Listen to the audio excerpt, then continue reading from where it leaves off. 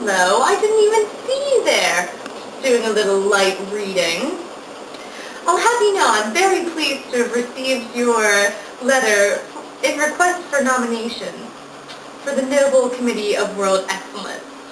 In the next few minutes, I will present my nominations, supported by their own actions. Let's take a look-see. Hello. The first topic you mentioned in your letter was to name a nominee who is proactive. Being proactive is the first step towards achieving a private victory. Proactive is the first habit in Sean Covey's 7 Habits for Highly Effective Teams.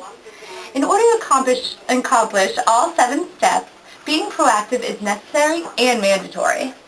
To be proactive is to be successful. My candidate that I nominate for this category is my good friend Cassie Doheny. Cassie is proactive because she takes advantage of the resources that are provided for her. During 4th period study hall, which I share with her, Cassie spends her time working on projects and homework. Recently, Cassie has begun applying for scholarships online. She is constantly drafting and reviewing her essays in order to put her best work forward. By being proactive, you have all your lines of value, and Cassie is a perfect example of that. Let's go fill Cassie in on her candidacy. Hey, Cass. Hey! What's up? Nothing. How are you? Doing good. Good. So listen, I have something to tell you. What?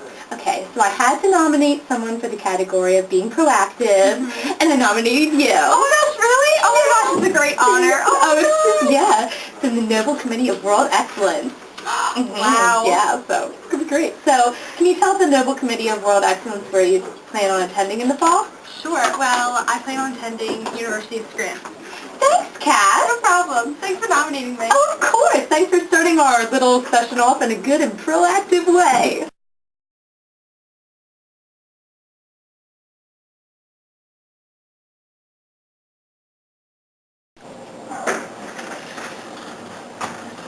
Oh, hello. Okay, for our second category, we have the category of begin with the end in mind. For this category, I've nominated my mom, Allison Morse. Beginning with the end in mind not only can be applied to schoolwork or, a personal goal, it can also be applied to family. This is a good example of my mom's goal that she began with the end in mind. My mom has always wanted a close family relationship ever since she was young. And by wanting to start her own family, she set this goal for her family. And so ever since me and my sister were born, she made sure that me and Shauna and Ryan, my older brother, were all very close and almost grew up just like friends. And this has continued until today. We played games together, we played sports together, we always made sure that we had separate time for each other. So, and now, we are even hoping to go to the same college as mine, University of Delaware. Let's go Blue House. So, let's go inform my mama for candidacy. Hey, Mommy! Sweetheart. How are you? How you doing?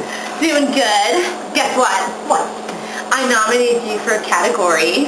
Oh, cool. And what?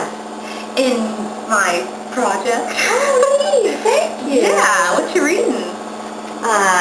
The 7 Habits of Highly Effective Teams. Oh, good read. It is good, isn't it? Yeah, very. Interesting. Yes, it is. So you were nominated for the category of beginning with the end in mind. Oh, cool. Yeah.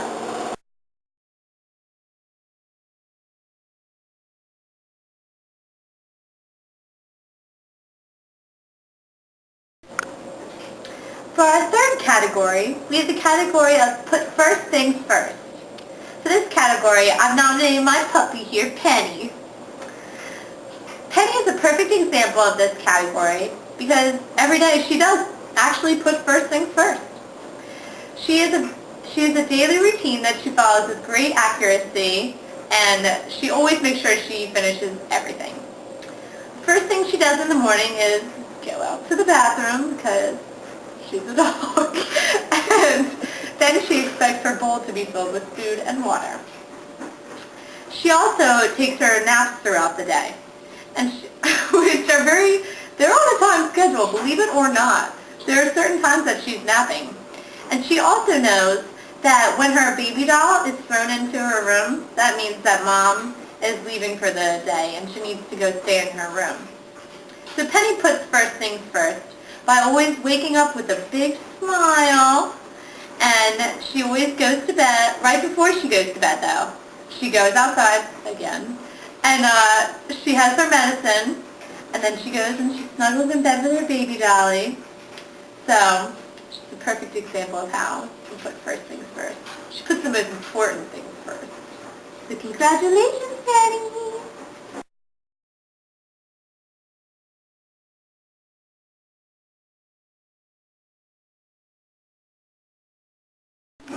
For your fourth category of nomination, you've asked me to nominate a candidate who represents the category of emotional bank account. An emotional bank account is made up of withdrawals and deposits. Deposits are good things you do with someone, like say you pick up a pencil for a friend who had dropped it, or you helped your friend study for math or another subject that you understood but they didn't. And withdrawals would be like punching somebody in the arm, or or just being bitter or having like a bad attitude. But my candidate, Jake Cunningham, has a very healthy emotional bank account with himself and an emotional bank account with his friends and family as well.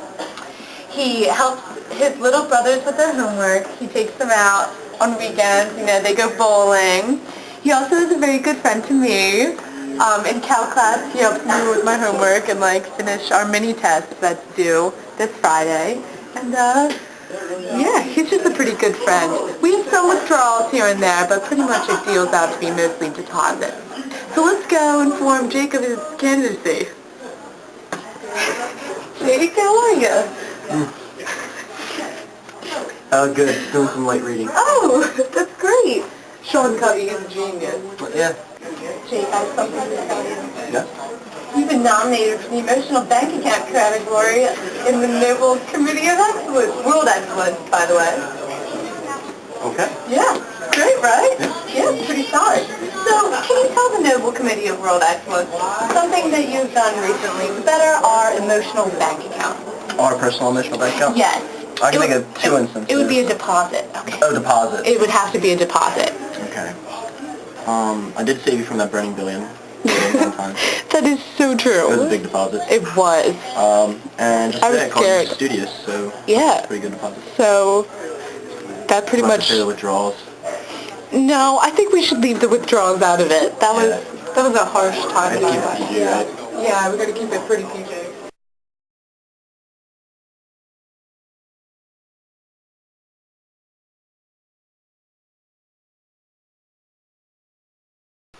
For our fifth category of nomination, you've asked me to nominate a candidate that represents the category of identity, values, and beliefs. In Miss Huber's third period class, we've learned that in order to lead others, you must first know yourself. A perfect example of this is my theology teacher, Miss Pine.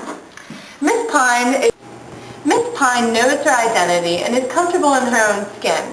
And she makes her identity obvious and her values obvious by the little actions she performs every day. By knowing herself, Miss Pine has been able to become a leader. She's a theology teacher for sophomores and seniors, and she also was my Kairos leader on our Kairos, K9.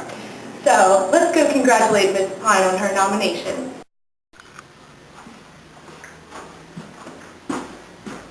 Hey, Miss Pine. Hey, Katie, how are you? I'm good. You've been nominated for a prestigious award in the Identity and Beliefs and Values category.